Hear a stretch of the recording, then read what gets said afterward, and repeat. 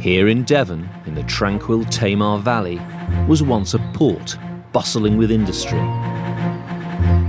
Now Morwellham Quay is to be brought back to life, as it would have been during the reign of King Edward VII. Archaeologists Alex Langlands and Peter Ginn and historian Ruth Goodman will be living the lives of Edwardian farmers for a full calendar year. That's fantastic, all hand-forged. It's going to be an enormous challenge to get to grips with the skills and crafts of the early 20th century. Here on the banks of the River Tamar, farming was about far more than just livestock and crops. Farmers had to diversify into fishing. Oh wow, we got something! Mining, market gardening, and master the industrial advances of the Edwardian age. It was a time of inventors and entrepreneurs, and great social change. Over the next 12 episodes, the team are going back to an age that saw the dawn of our modern world, and a time of new and exciting ventures on the Edwardian farm. It's September, and Alex, Ruth and Peter must establish themselves in Edwardian Britain. This means setting up home. Oh my goodness, can't live with it like this. The arrival of their first livestock. You've got control there, Alex. Yeah, I'd sort of. And fertilising the fields to grow crops. For this, they must make deadly quicklime. Wow. There's no going back now. A hazardous but essential job. Oh dear, this is killing me. On the Edwardian farm.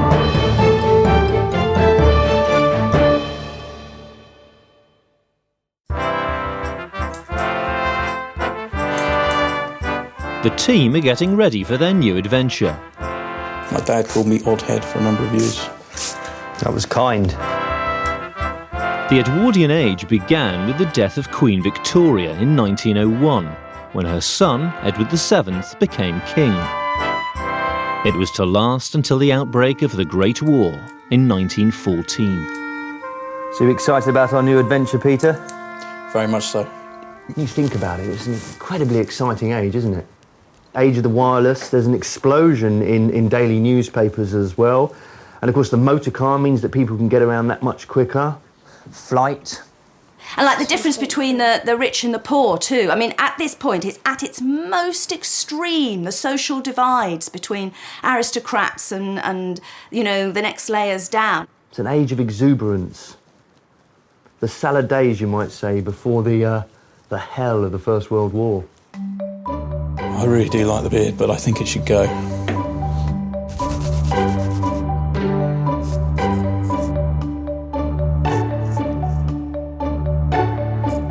I never realised how handsome you were, Peter. Thank you very much, that's fantastic. Oh, that looks really weird, doesn't it? Really different. Time to step into Edwardian Britain.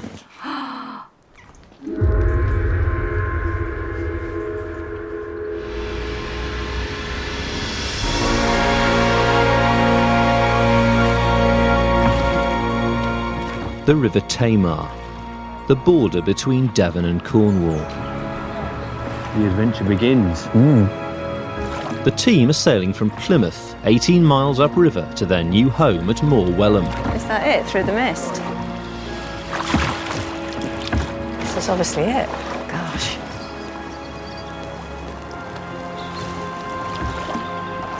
Quite eerie. Like a ghost town, isn't it? It is. Huge water wheel as well. Oh, yeah. Look at this place. Stunning, isn't it? Absolutely fantastic. Right, well, first ashore, me and Sonny. Yeah. After you, Ruth. Thanks ever so much. Well done, sir. This is Morwellham Quay. At its height, this was one of the busiest ports in Britain, shipping locally mined copper ore to South Wales for smelting.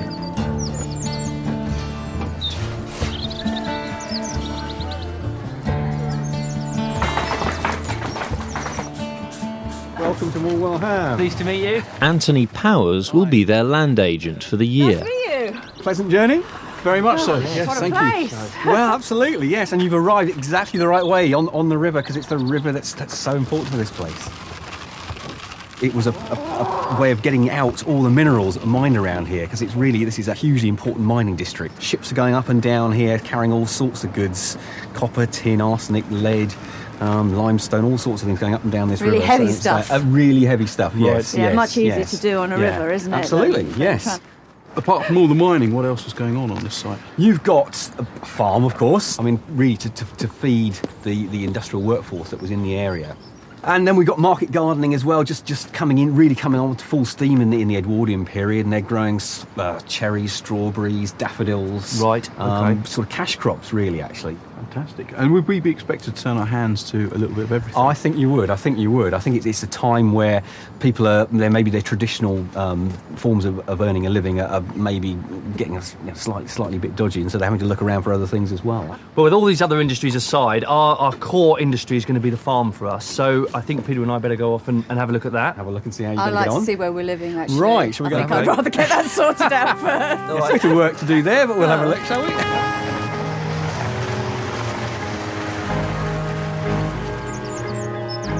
This is where the team will experience Edwardian domestic life. A little bit basic. Yeah. It was quite a reasonable sized family here. I think probably you got a family of 2 parents and 6 children in this house. So you need a big kitchen. You need a fairly big space, don't you? Yes, you do. Yeah, especially as it's the room you spend most of your time living and working in. Yeah. It's a pretty small range, isn't it? It's very small. There's no hot water tank on it, is Not there? at all, no. I think they must have been heating water on the top in pans there. Yeah. That's small. Oh, and I've got a sink. You have got a sink. You haven't got water. No, there's no running water down here. So Okay, so it's back to carrying it buckets. is, I'm afraid. So I've got my work cut out then, haven't I? You have, yeah. The team are taking charge of Morwellham Farm, originally built to feed the people that worked and lived at the port. Wow, Peter. Look at this selection of vehicles.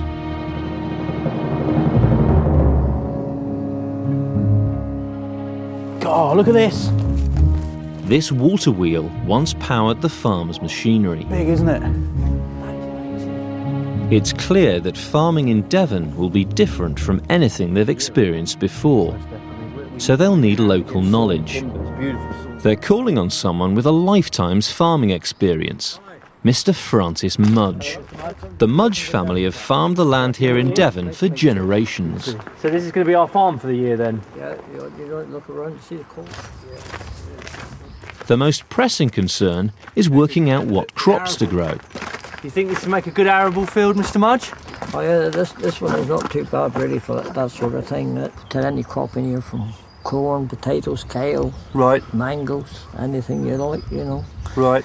We were thinking of putting in a grain, either a barley or an oats, and maybe a crop of potatoes. Basically, one to thrash and one to mash.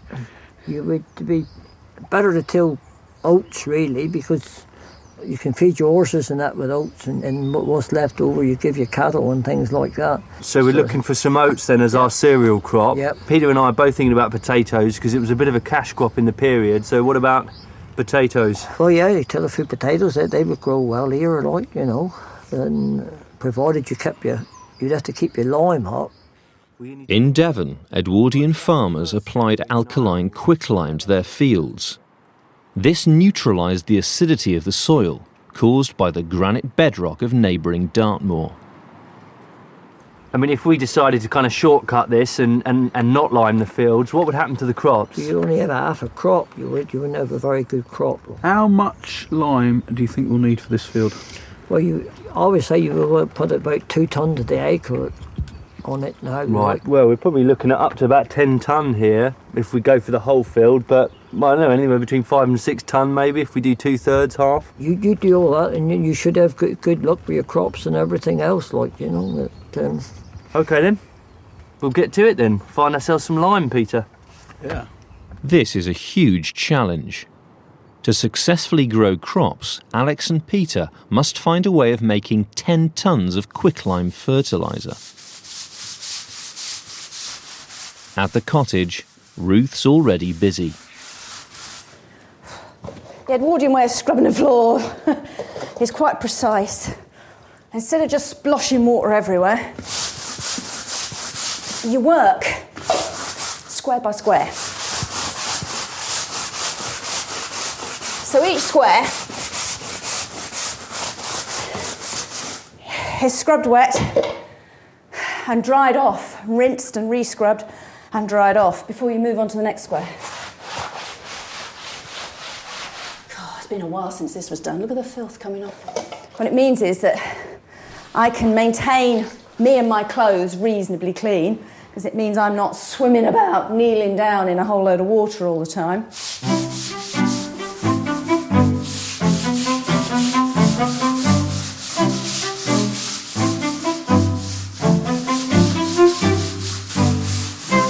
There's lots of references to many farmhouse wives doing this twice a day. I don't think I'm going to be that house proud. Once will do plenty. Right, that's that done. Where should we put this? Yeah, over this way, yeah. This will do fine, won't it? We can always move it.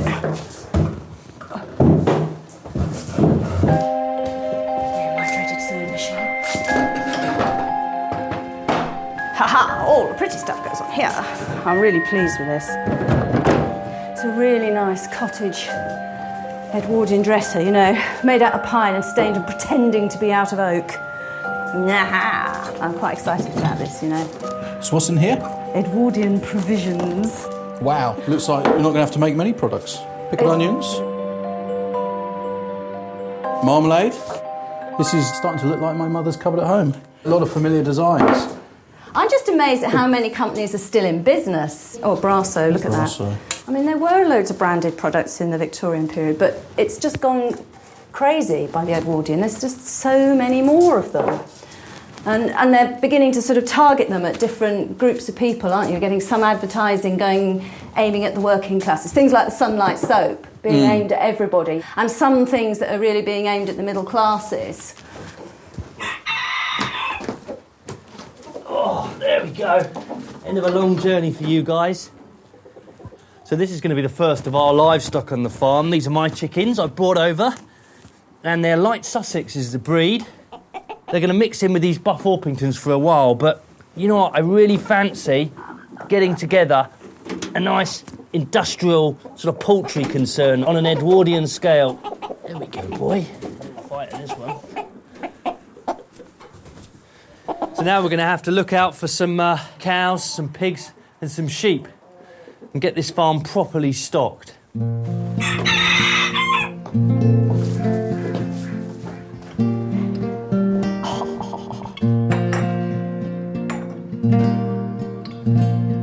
Well, this is home for a year. It's looking nice. Yeah, it is, isn't it?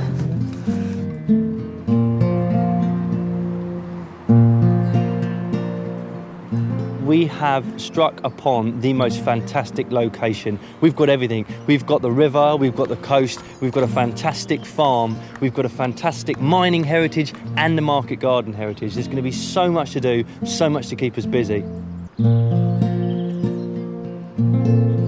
It's quite an opportunity, really, a place that is so abandoned.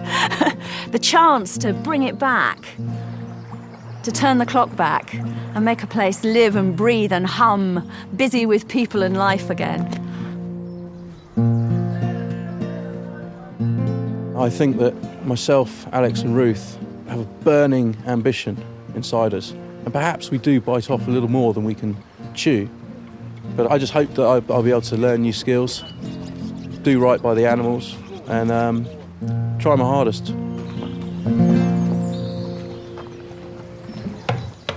Until the range is up and running, they can't cook or have hot water. But there's a problem. Sneak out. Ooh! Can't live with it like this. Ruth turns to their land agent, Anthony, for advice. Hi, Anthony. Hello, how are you? I'm having a nightmare with it. I've given it a really, really good clean, well, as best as I can. It is clogged solid, absolutely solid. So the chimney needs cleaning for a start. Yes. I cleaned the chimney in there last year and had to get on the roof and knock a plug about this wide out down through the chimney because jackdaws, twigs and all sorts of stuff. Yeah, which they do. A blockage in the chimney may be sending the smoke back into the room. You all right, Alex? Yep, I'm good. How's it going with our little volunteer? Yeah, he's looking ripe and ready for it. To sweep it, Alex has a cunning plan. One of the traditional ways with which to clean your chimney out was with chicken. And what you do, get him here and you literally stuff him down the chimney. And what he does is he tries to flap up the chimney, to fly up the chimney, and in doing so, his claws scratch the inside of the flue and bring down all the soot with him. But I've got to be honest, I really can't bear to do it to the little fella because he's so gorgeous. So I'm just going to let him get about his business. And we're going to go for plan B. What went wrong with plan A? Lack of volunteers. Plan B involves Holly rather than a chicken to clean the chimney. Okay. Right, okay. we ready? Ends in. Start hauling. Pull it up. Here we go. This is a really old method of cleaning chimneys. Goes back to the medieval period. Stuff a holly bush down. There's loads coming down just as you pull it up. Don't pull him off. I'm not pulling him off. Yeah. You can pull it back down now then, Peter. Okay, pulling away. Yeah, he's the man with the muscles. How's it going? Work to treat. I think we've doubled the size of the chimney.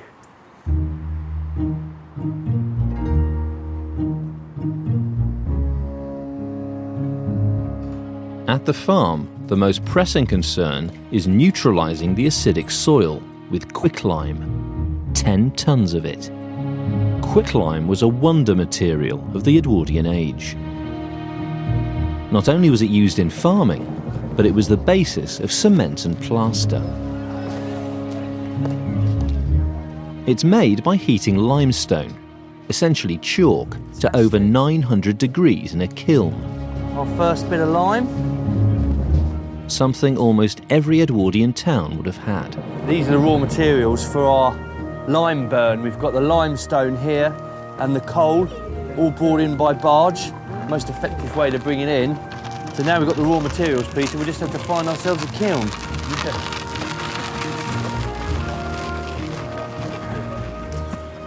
So here's our lime kiln then. Anthony's brought the boys to the kilns at Morwellham Quay. It's one of two, and they actually probably were being used up until the Edwardian period.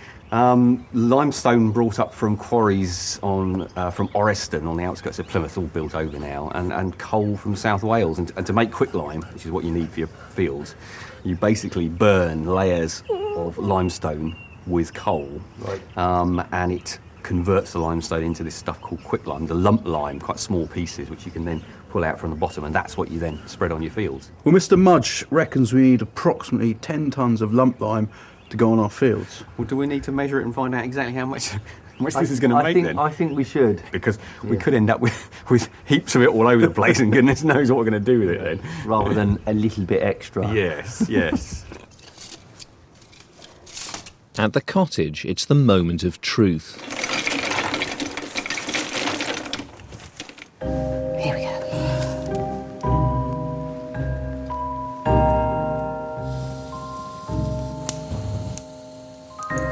That's it. Crackle, baby, crackle. Oh, I can see the smoke going sideways. That's a good sign. That is warm already. That's how it's supposed to be. On the continent by the Edwardian period, people were abandoning coal cooking like nobody's business, moving over to the new gas. But here, we hung on to ranges a lot longer. So they were still manufacturing them right up until the end of the 1930s. I wonder if you can see it going up the chimney if I have a look in this inspection. Yeah, you can. Zooming up there. Look at that drawer on that. Measuring the kiln is proving to be a mathematical challenge. 5 times 5 is 25. Yeah. Times by pi. What's pi? 3.14? Make it 3. Okay, 75. times that by the depth. How are we going to work out the depth? If you hold one end and abseil down... So, 20 times 75, that's 2 times 750. 1,500. That's cubic feet. How many tons is that? I've no idea. That's over 50 tons of quicklime. They need just 10. It's highly caustic stuff, Peter. A ton of it is bad enough, and you want 50 tons of it. Okay.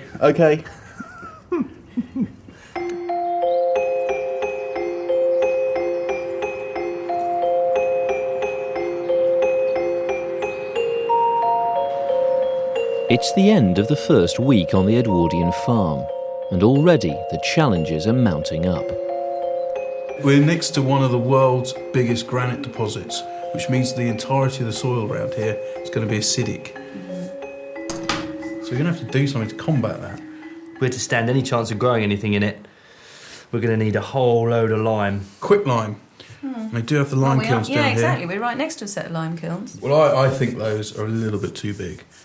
Is the worm turning? No, the Ruth, worm when Peter is not... first clapped eyes on those lime kilns, right? He was like, we're going to do a burn. We're going to do a burn. His eyes lit up. And I'm like, Peter, what's the tonnage?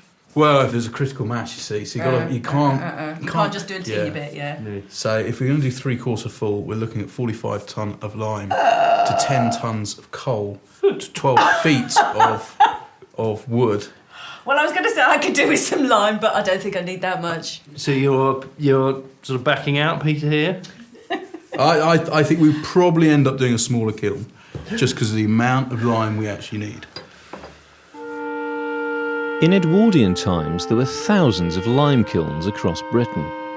Now there's just a handful, so finding a smaller kiln that's still working isn't going to be easy. Until they get some lime, their arable project's on hold. So the farmers turn their attention to livestock. Go on then, girls, go on. Local farmer Matthew Cole is delivering an Edwardian breed of sheep that's particular to this region. Stay there. Make. Good dogs. Lovely looking animals. Yes. Yeah. And these are white-faced Dartmoors. Right. These sheep have been on these hills for centuries. They look quite small. Yeah, they are hill sheep. Right. They've evolved on Dartmoor, which is a large granite outcrop. The wind blows and the rain comes down, and these girls have evolved to cope with that. As a result, their body size isn't that big, but they make good use of the rough forage and what's available to them. Really, they've evolved for the area. And are they bred just for their meats, or...? These would probably have been one of the first dual-purpose animals. Not only do they grow a good heavy fleece, but the meat is also of very high quality. They call it angel meat. It's that angel meat. Angel meat. It's that tasty. Great. Well, they're certainly settling in. Thank you very much for bringing them down. Thanks ever so much for bringing them down. And Meg, thank you, Meg, as well. She did the hard work. Crucial to the success of their sheep enterprise will be keeping them well fed over winter.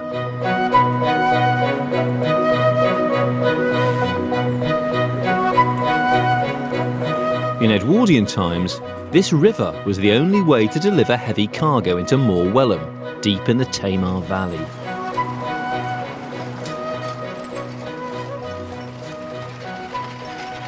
This is our first consignment of hay. We'll need plenty to keep our cattle and our sheep fed throughout the winter. Unfortunately, in the Edwardian period, it came ready baled. So we've got a nice empty hayloft to get filled up, and we should nearly be there for our winter feed. Today, the only Tamar barge that's fully operational is this one, the Shamrock, skippered by Peter Allington. It's really funny, isn't it? You sort of look at a sailing barge with no engines and you think, oh, really out of date by the Edwardian period. But that's just not true, is it? An awful lot of sailing barges were Yes, still in use. I think the barge skipper relied on 3 things: wind power, muscle power and tidal power, or probably a combination of several of them. You know, I mean, apart from the railway, which of course is several miles that way, getting anything in or out of this valley, this is really the only way to do it, isn't it? Particularly with any bulk cargo. Yeah. If you're talking of Morwell Ham, people immediately think of copper ore. Yeah. But you could have barges bringing in coal. Some of the coasting schooners that came up here, you know, they came as far away as Russia with timber, so... Yeah, that's an interesting thought too, isn't it? This is an international link. Yes. Yeah, this is not some little backwater. This is really connected. Having taken delivery of the hay, it must be stored in a dry place.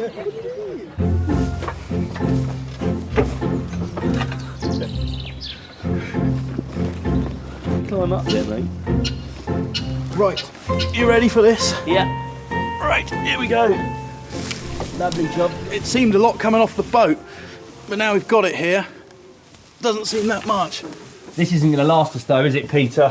Throughout the winter, and this hayloft is desperately small, so we're going to have to see, firstly, if we can source ourselves some hay locally, and secondly, have to find some way of storing it outside. Alex is consulting their Edwardian farming manual on how to store hay outside. It recommends building a hay rick. So we've managed to acquire the most up-to-date version of the Book of the Farm to help us through the year. And I'm just looking at some of the hay ricks, or hay stacks as it's called here. I'm quite interested in the shape of this one, which is very much what we're trying to achieve. To keep the hay dry, it advises that the rick is thatched. Lucky we found these old timbers, Peter. Yeah, they'll do just the job for our rack, with which to build our rick. But rain's not the only obstacle they have to overcome. There's also vermin. The solution is to build it off the ground, on staddle stones. The design of this stone, and this goes back hundreds of years, is so designed essentially so that rats, they climb up to here to get into your corn, and of course they just can't get over the edge. Okay, so it stops vermin, at least mammals anyway, getting into your corn. The boys have bought some more hay from a local farm. They need to build the rick before the wet weather sets in. Well, we better start getting this on the rick.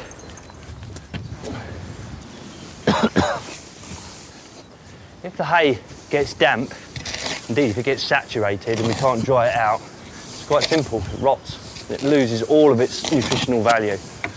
So it's next to useless. So that's a disaster.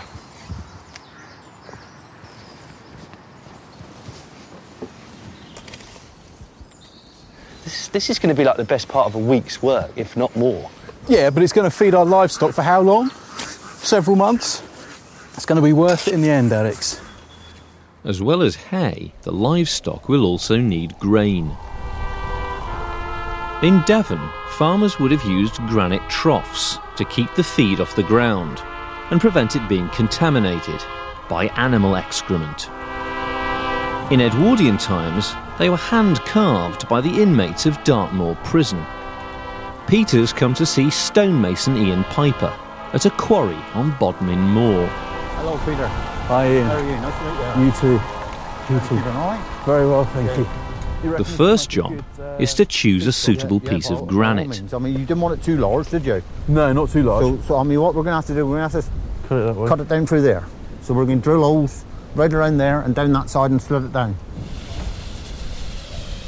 Ian's using an Edwardian pneumatic crane to lift the granite block from the quarry.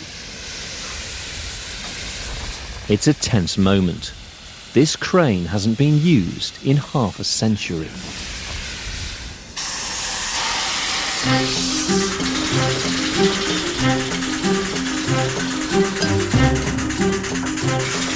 Seems to be working.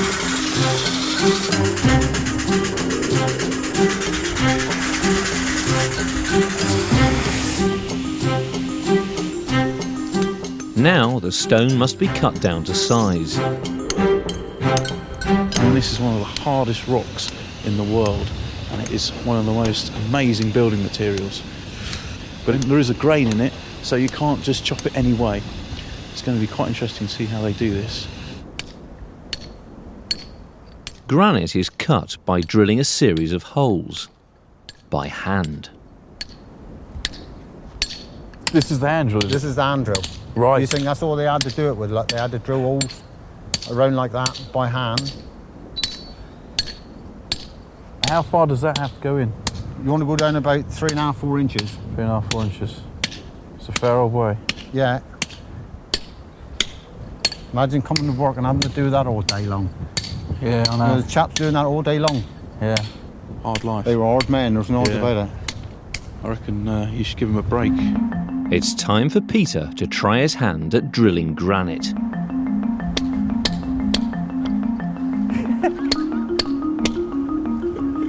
Apparently you get used to hitting your thumbs. Oh man, that is an absolute killer. Just doing that, my lord. With a cold hand as well. With the professionals back on the job within an hour, the holes are drilled. Now the stone can be split. That's what we call the plugs and feathers. Plugs and feathers. So obviously as you drive those, it'll split the stone out. You just keep hitting them? Yeah, one after the other. Yeah. This is the most critical part of the whole procedure. A clean break is essential, but they've got one chance to get it right. That's it. He's gone down there. Fingers crossed. Yeah, fingers crossed. Yeah, that's excellent. With the granite block cut to size now, they can hollow it out to make the trough. It's a job that will take days. Do you reckon a sort of farmer would have been able to split his own granite stone? No. No. Farmers we know in Bow to do it. All right for milking a cow, but not splitting granite.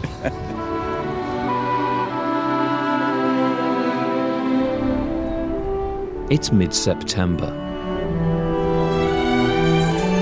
Alex and Peter hope they've stored enough hay to feed the livestock. They must ensure it's kept dry all winter.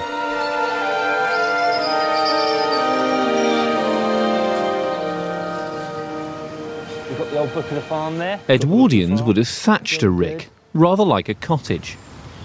Hello Keith, good to see you again. Thatchers Keith Payne and Bill Liversidge have come to help. Nice to see you. So what do you think then? Well, I'm impressed, Alex. It's so much neater than I thought it might be. Have a look at that. Good.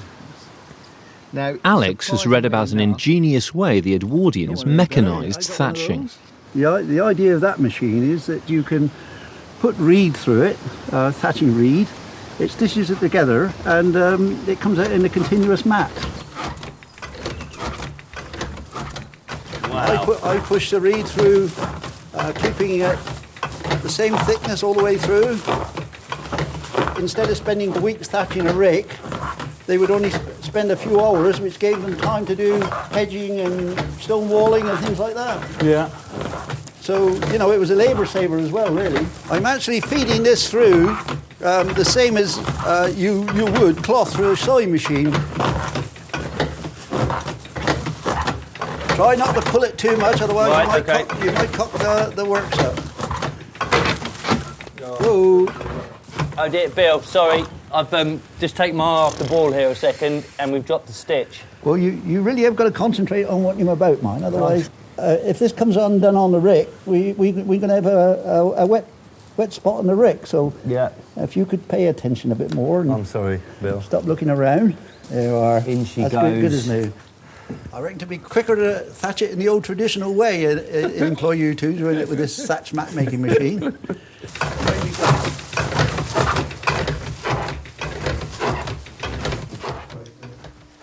Back, and then stop, and then cut. Out there. Tap. Ruth's daughter Eve is visiting and helping to make the cottage more homely. So we're making a rag rug, or we're trying to make a rag rug for the floor. The floors are pretty hard in here. You start the base, there's a It's a sack. It's a Hessian sack. And then it's whatever bits of old fabric you've got, and you're better off with nice warm wool because that's going to be warmer underfoot. I mean, they cost absolutely nothing, rag rugs. Nobody's going to miss an old sack. And it just makes the whole kitchen feel warm and comfortable and homely. And it saves scrubbing the floor. I'm getting so good at this. Da, da, da, da, da, da. Actually feels like a rug now as well. Yeah. Well, just carry on, dear. Cheers, Mum. Here's the end. The thatch-making machine has produced enough matting to cover the rick. Now the tricky part, attaching it. Right, with these pegs, Alex, we want 2 along this edge, okay? In here and in there, Yeah, yeah? I'm going to twist them in the middle so they become like a grip. Yeah. Double twist. Nice and soft on your hands then. Yep. Points upwards, okay?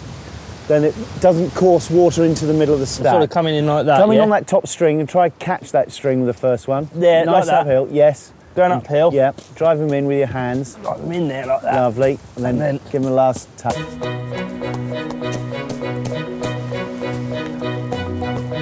Look at that, no hands. Traditionally, this rick would have been thatched by lashing bundles of straw to the roof, a process that would have taken 6 hours. Last few fixings. Using the machine-made mats takes just 40 minutes.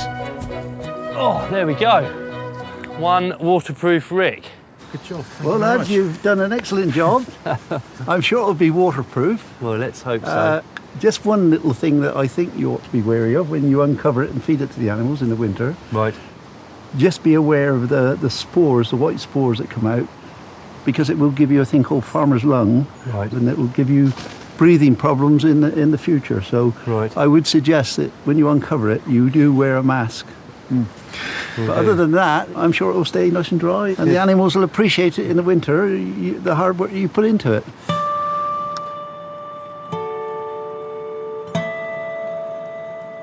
Making the rag rug has proved a much bigger job than Ruth imagined. I'm almost there. I'm so close. The amount of fabric that's used in the end is, well, it's huge actually. I think, frankly, it would equate to about 3 double blankets. Finally.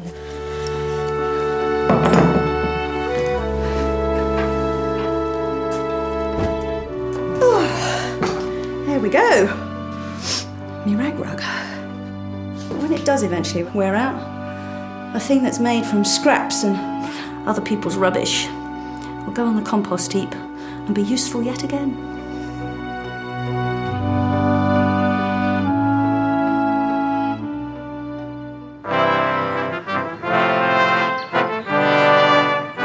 The ewes have settled into life on the farm, but to rear lambs, they'll need a ram. Matthew Cole has returned to Morwellum with a present for the boys. Good to see you again, Matthew. And you? Who's this? This is Cyril. Cyril. He looks fantastic. That's what a ram should look like, Peter. Yeah. Probably 4 or 5 years old. His horns are like the rings on a tree. You see Right. how old he is. What's he going to give us in terms of the offspring? His offspring are going to be your next crop, if you like, Right. in terms of lambs. So you're looking for a good broad body right back through, and you're looking for, back through here, you've got all your chops, Yeah. you've got your 2 shoulders, you want plenty of meat there, Yep. and then you've got your 2 expensive legs, your legs of Right. lamb at the back. That really is the sort of money That's end, the isn't it? money end. In order to tell the thickness of the skin on a sheep, which tells you how hard he is, you just feel his ear and you feel how thick it is. You know, that's proper leathery, proper thick. The thickness of that ear, basically, that's going to tell you how thick the skin is. That's right. And And that'll give you a representation of how hard well he's going to resist the weather. Well, I think he's quite eager by the looks of it. Yes, so he is. Yeah, he's sooner we making get my him out- arms ache. Okay, let's get him out there. You've got control there, Alex. Yeah, I'd sort of. Just hold him there. Don't let the dog see the rabbit. Ready to send him Nice in? time. Okay, then. Go on, chap. Go on, Cyril. There we are. There's no messing, is there? Oh, no. Wow, there we go. You'll notice him walk around behind him. If she stands still, Yeah. it's game on. Doesn't look as if any of them are actually ready at the moment. They might be a bit camera shy. That might be, yeah. All right, Matthew, well, thanks ever so much for bringing Cyril down. No problem at all. We'll keep you posted on developments. Yeah, well, I look forward to see how he gets on. You know, it'd be nice to see his offspring.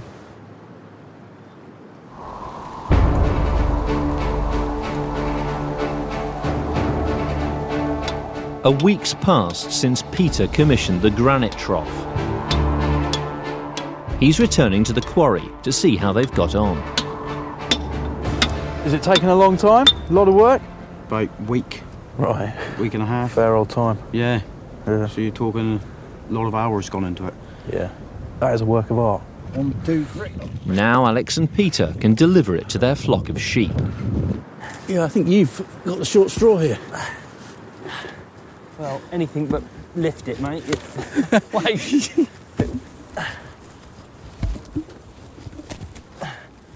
So, what do you think of the trough then? Well, I have to admit, when I first saw it, I thought, that's not a trough, Peter, that's a bird bath. But in fact, it's heavier than me, so I'm already learning to respect it. Now, we could just put the feed on the ground. The danger of putting hard feed on the ground is that they come into contact with their own droppings, and the droppings can carry worms. The worms get inside the stomach, start eating the food away, and then your animals will basically, they become emaciated, and with winter setting in, they'll die. So the trough is critical for hard feeding. Woo. There we go. Fantastic. Just put those in there.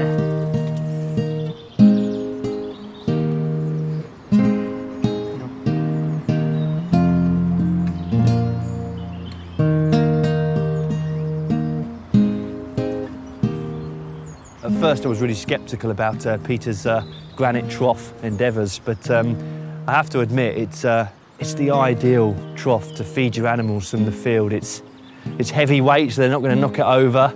It's going to be there for decades. So yeah, all in all, I think that was a good idea.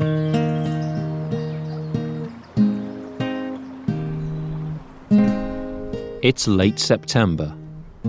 After a long search, Alex and Peter have found a smaller lime kiln that should produce the 10 tons of quicklime they need. Colin Richards is a quicklime expert and will supervise the burn. So this is it, yeah? This is it. I think this is far more manageable. In this kiln, limestone will be heated to 900 degrees.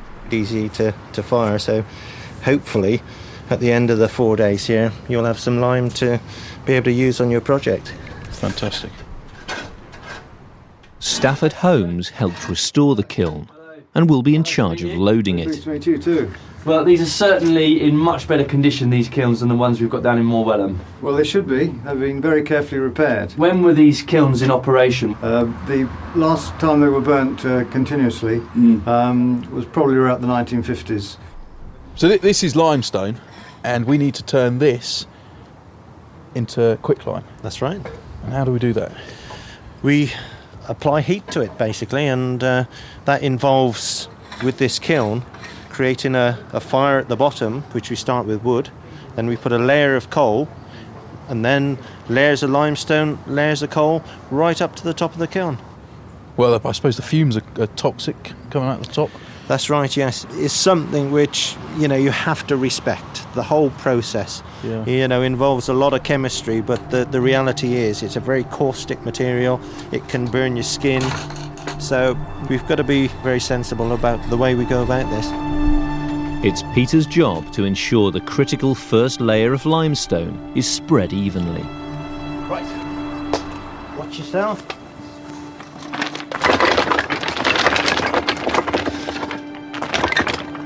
Looking good. Next, a layer of coal.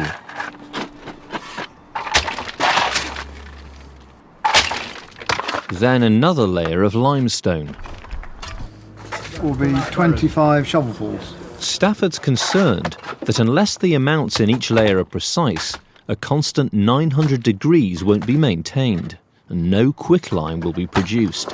So we're looking at quite a few layers here, aren't we? Total of 15 layers of fuel and 15 layers of stone. 100 kilograms, 20 shovels.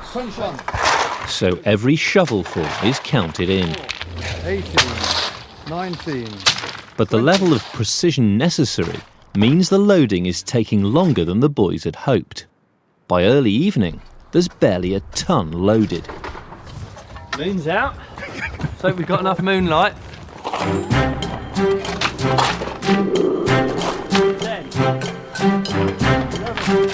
12. It's late, and the kiln's barely half full. Loading it by hand is taking its toll. 28. 30. Oh no, stop. 31. What do I do? He's becoming delirious. 33. Doing this completely by hand has given us a real insight into what it must have been like to load these things. I mean, they would have had trains delivering the materials here, but I wouldn't have been surprised if these have to be stacked in this way, that it would have been a man with his shovel doing all this work. After 18 hours of shoveling, 12 tons of limestone and 3 tons of coal have been loaded. There we go. That's it all in. Finally, it's time to light the kiln. You ready for an ember, yeah? Where do you want it? Just here? On the paper, yeah, just get the paper going.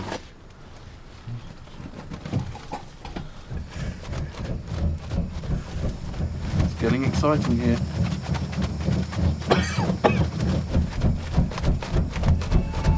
And it's starting to go.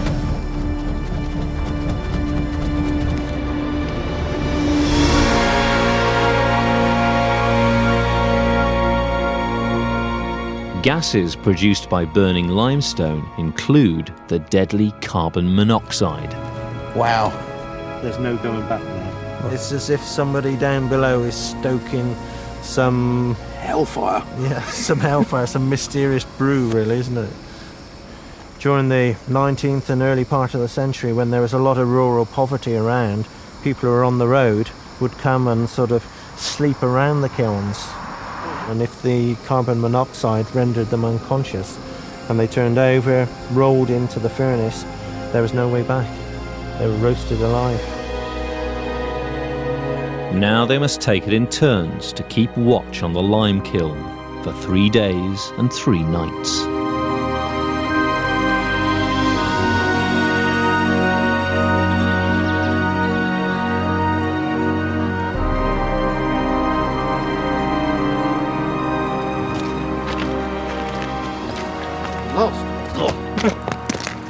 Oh my word. You can just really get a sense now of what it would have been like to have been lime burning in these kilns over 100 years ago. But as they check the fire below, it's clear all's not well. Fire is burning too low. We need it to be burning higher. We should see glowing cherry red limestone. At the moment we just see blackness, darkness, and it's all cold in there. They need to get as much air into the kiln as possible to make it burn hotter. If the fire goes out now, it would be disastrous. Back at Morwellham Quay, Ruth's cooking up a treat for their return. Sheep's head stew. I think this is one of the most gruesome things I've ever had to do. Now, the recipe I'm using comes from this fantastic little booklet called The Best Way. The cheapest cookery book in the world, it says. After preparing the head in the usual way, put it in a stew pan with the tongue and cover with the water. That whole sentence, prepare the sheep's head in the usual way, it really points out what a common dish this was for the less well-off. Unsurprisingly, the head of the sheep is pretty much the cheapest cut on it. So if you've got to buy meat, or if you have got beasts and you need to sell most of them on, this is pretty much the cheapest cut. There is quite a lot of meat on it, though.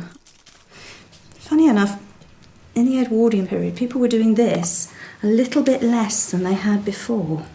Ship technology and refrigeration technology began to make it possible for meat to be brought halfway around the world.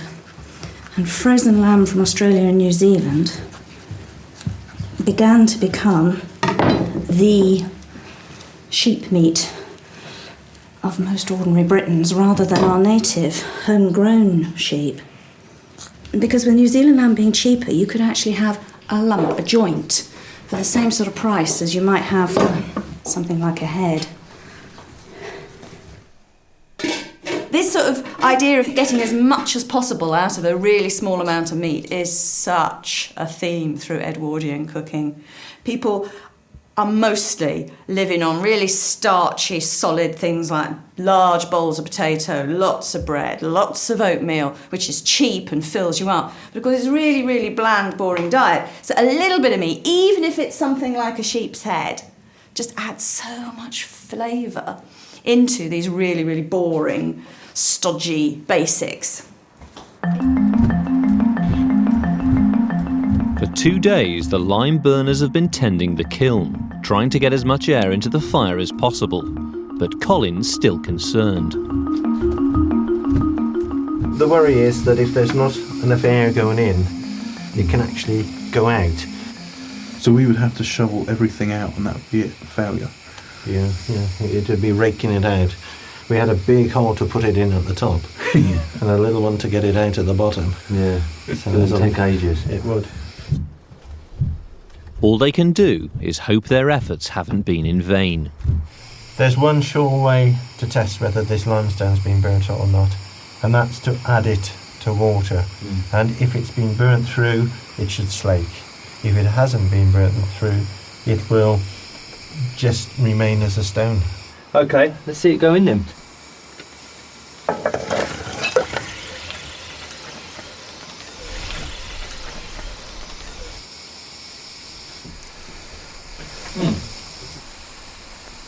Not a lot going on there, is there?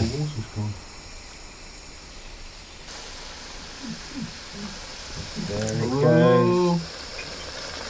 Down to the... Wow! There it goes. Look at that! That's excellent! It's amazing.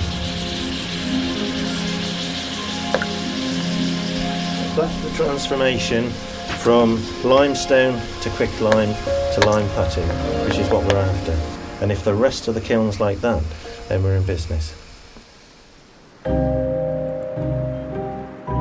It's the 3rd day of the burn, and all the limestone should have turned into quicklime. Now the dangerous part, unloading the kiln. Quicklime dust reacts violently with moisture, so if it touches skin or is inhaled, it will burn. Time for some Edwardian health and safety. As I am likely to sweat an awful lot whilst doing this because of the heat of the kiln and just the physical activity, I've made myself some protective gear. So I have my hood. People will laugh, but I think I shall have the last laugh. I even made myself some mittens. Long sleeve numbers. Oh. I've got an apron here. I'm going all out for this. Can't see a thing. Last thing, goggles. If I say goggles, they're more like shades. There we go. I'm ready to deal with the quicklime. Let me take these off so I can see. You look like a giant teddy bear. Right, well, with all that gear then, I suppose you should be the one that's right in at the stoke hole, yeah? Yeah, the coal face. The burn should have produced 10 tons of quicklime, all of which must be unloaded by hand. It truly is an awful job. The mesh is used to separate the quality quicklime from the spoil. Ah, this is killing me. Probably quite literally. Right. So here we go, it's the final process of the day. This highly caustic substance is going into our barrel, and then we can get this back to the farm, but it's an absolute joy to have got so far. Here we have it, caustic lime. It's what we came for, and it's what we're going to come away with. After 3 days of back-breaking work, they've produced 10 tons of quicklime. Now they must get it onto the field. Steady, boy. This is what it's all about. This is why we did the lime burn, to get this on the fields. Stand, whoa, wait, steady. Whoa, steady. Steady, boy, whoa. It's been a long few days. Stand there, boy. But it seems that this fella's as new to lime spreading as we are. That's it. Wait, steady. In Edwardian Devon, it was often part of a tenant farmer's contract to lime his fields to neutralise the acidic soil. This really does kick-start our arable project. We're getting the fertiliser on, this will start slaking, we'll work it into the ground, and then all of this lime will invigorate the organic matter in the soil and create that fertility that we'll need to grow our crops. Whoa, stand there. Just easy, it's all right, it's good. Rain's on the way, so they've got to work fast to avoid disaster. This is going to start slaking in the back of our tip cart, which means the tip cart might catch on fire. There are accounts of these wagons full of quicklime, caught in the rain like this, whoosh. Stop.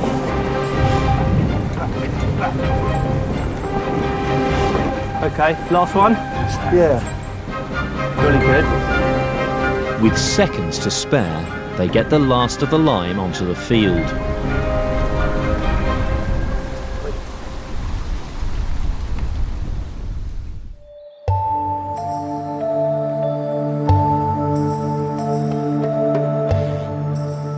The exhausted boys have returned to the cottage. It's a chance to catch up with Ruth over the sheephead stew. How'd it go? Very well, thank you. Very well, actually. Remarkably well. I have to say, Ruth, your rug looks tasty, but I'm not so sure about that. I'm not normally queasy about food, but I've got to say. Well, I did wonder about taking the head out and not telling you what was in it. Oh, dear. But then I thought, I don't know, they're big tough boys. How cruel.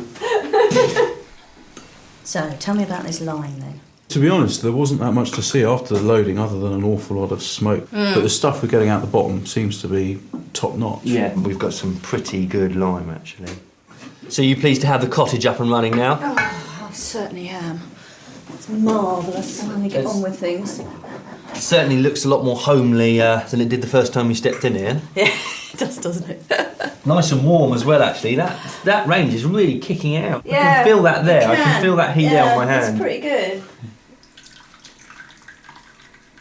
I sort of feel now, a month under our belts, it's all ready to start, isn't it? We've got all sorts of enterprises we've got to start kicking off. I mean, one of the big things, certainly in the Edwardian period, was this market garden. So we've really got to get our heads around that and how we're going to approach that in the coming months. Cheers. So we've got our rick, we've got all our hay there. We are ready to start getting some more livestock in, and we're kind of prepped for winter, almost. Well, we've got the team all assembled, so Edwardian Britain, here we come. Yeah, it's great to be back in the saddle. Well, it's all here. It's just a case of bringing it back to life. Next time on Edwardian Farm, time to branch out into new ventures. Market gardening, egg production, and a beef herd. But to make it a success, they must be up and running before the frost comes. Then they can see in the winter with an Edwardian Halloween. Coming up, the voices of our ancestors, celebrating the chaotic, dynamic history of civilization with Richard Miles and Ancient Worlds, brand new, next on BBC Two.